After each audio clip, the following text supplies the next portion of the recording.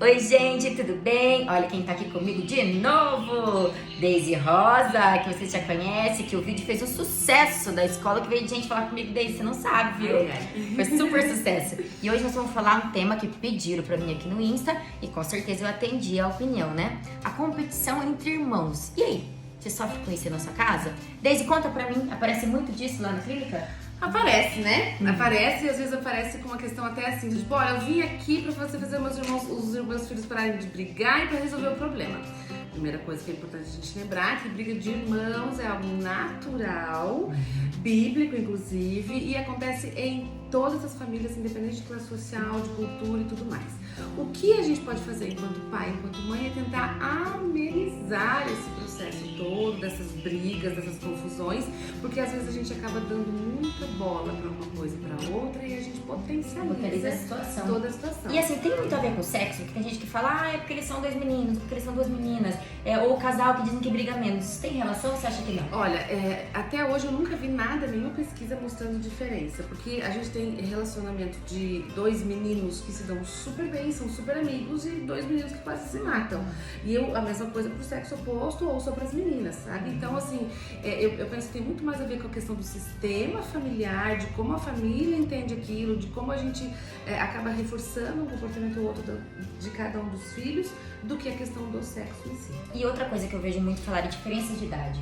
Você acha que quando a diferença é menor, isso pode ser um problema maior ou também não tem relação? Também eu acredito que não tem relação. Irmãos brigam. Por quê? E por que irmãos brigam?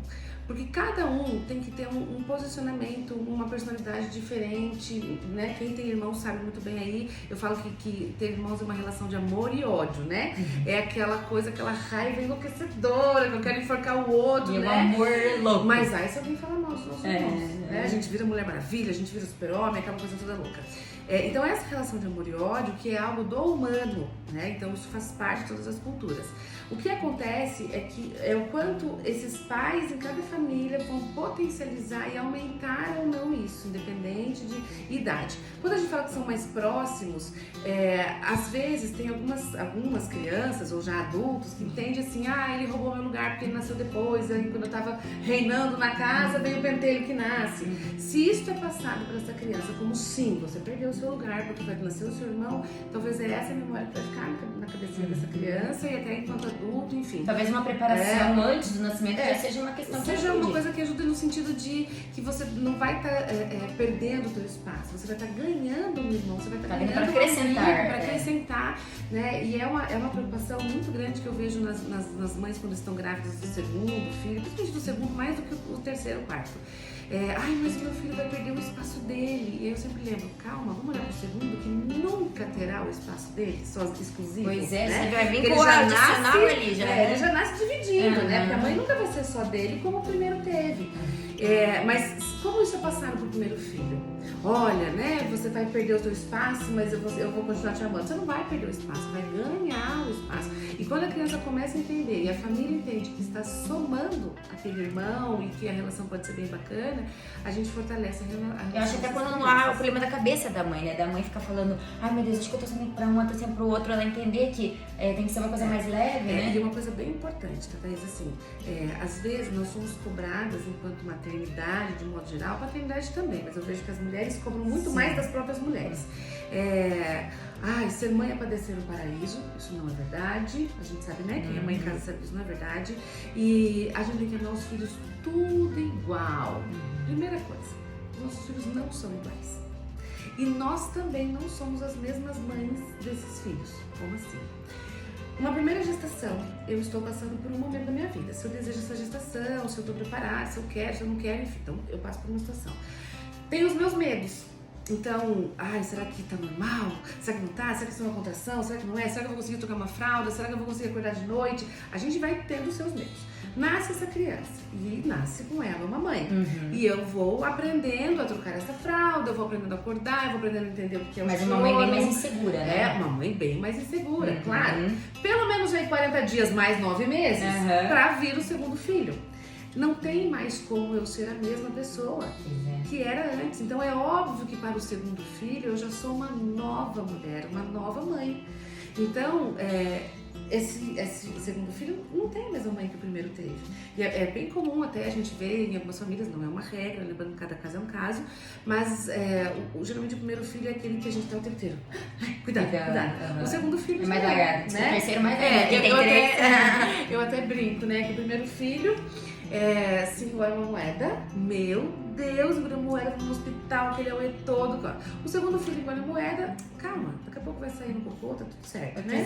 O terceiro filho a gente desconta da mesada. Você viu ele engoliu a moeda.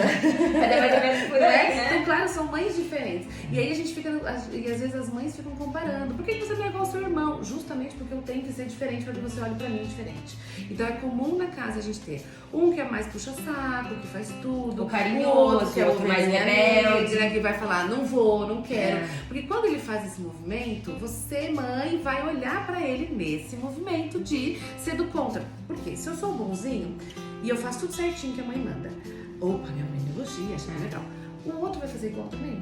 Não, ele vai ser só a sombra daquele. Então ele vai ser diferente. E aí essa diferença, cada um vai achar um jeito. Uns vão pro futebol, outros vão pra música, outros vão pra ficar brigando e querendo se impor muito mais. Então a gente vai formando a personalidade dos nossos filhos, também conforme aquilo que eu dou atenção pra eles. E aí que a gente faz a comparação inadequada, né?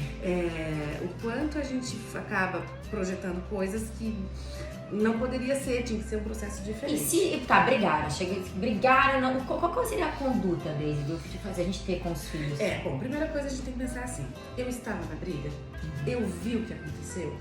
Sem parcial. Exatamente, porque já tem pesquisas, inclusive a minha pesquisa de mestrado, eu fiz sobre agressividade infantil e a ideia era identificar era com professores, então um pouco diferente com as mães, mas o que a gente observou na pesquisa é que geralmente a professora, e isso acontece igualzinho com a mãe, dá atenção como verdade para o primeiro que veio contar. Então o que acontece? E nem sempre que veio contar tá certo. Ou às vezes é o mais velho, né? É o problema mais velho, o mais novo que tá certo. E às vezes o mais novo tá lá, pentelhando, aí chega uma hora que o mais velho não aguenta e dá um cascudo. Aí vem o pequenininho, mãe, o fulano me bateu. Eu que não vi nada, não sabia de nada, vou lá e ainda brigo com ele. Você não pode bater no seu irmãozinho, ele é menor que você. Mas mãe, eu não quero escutar. E aí a gente nem escuta. E aí, claro, se eu me meti na briga desses filhos, o que filhos querem? Competir qual é que a mãe olha mais. Então, se eu dou atenção pro pequenininho, o pequenininho já cresce 2 metros de altura, viu?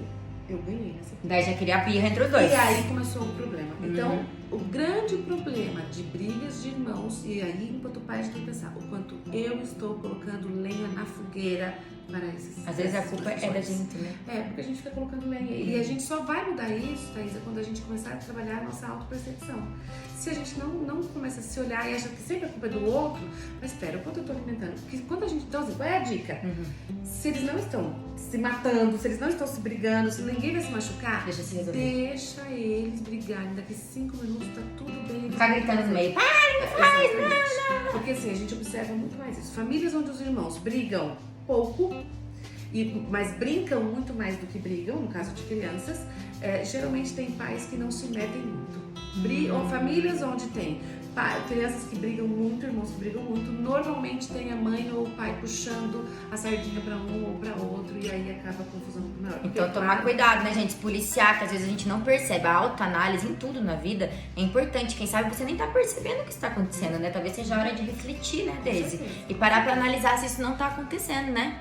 E Daisy, eu amo conversar com a Daisy. Quando a gente conversa, a gente fala 20 minutos, porque a gente não consegue se controlar, sabe? Só que agora eu tô uma menina controlada, eu vou controlar esse bate-papo aqui. Eu vou ficar quietinha. E Daisy, eu super agradeço a disponibilidade novamente por estar aqui falar com você. É uma delícia, flui, você ajuda, você ensina. E é lógico que ela não é a última vez dela aqui, ela estará inúmeras vezes e eu agradeço demais essa presença aqui. De coração. Eu já tô craque, eu já sei que a Daisy atende lá na Afetos e eu vou colocar aqui embaixo pra vocês, porque se você tiver alguma dúvida um pouco mais forte, se você tiver um problema maior em casa, recorre lá, Daisy, que ela vai ajudar. Uma orientação para os pais mesmo, né? Às vezes não precisa nem entrar em processo terapêutico, é uma orientação. É uma ajudinha que às vezes tá precisando de um empurrãozinho ali, né? Com certeza. E quem puder também, tem um curso online que tem um monte de dúvidas para as mães aí, vários temas diferentes. Fala o curso pra gente aí, Meu filho não veio com manual. do seu veio? Não, nem o meu. Não. Então correm lá, vão ali, ó, o Insta tá aqui da Daisy pra vocês seguirem, tirarem dúvidas e, ó, fazer o curso, né, gente? Aprender sempre é bom. Obrigada, Daisy. Obrigada, um beijão. E Beijão obrigada a pra todo vocês. mundo.